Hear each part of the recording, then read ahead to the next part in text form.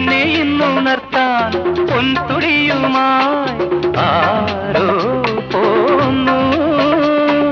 നിന്നെ ഇന്നുണർത്താൻ പൊൻതുടിയുമായി ആരോ പോന്നു.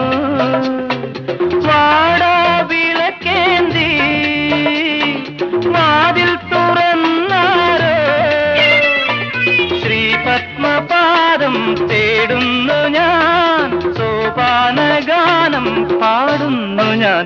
മിഴിയിൽ മീൻ പിടഞ്ഞു, മൊഴിയിൽ തേൻ കിനിഞ്ഞു. പറയൂ നിന്നെടുവീർപ്പിൽ ഒരു പൂവിരിയും ശ്രുതിയോ ദേവി.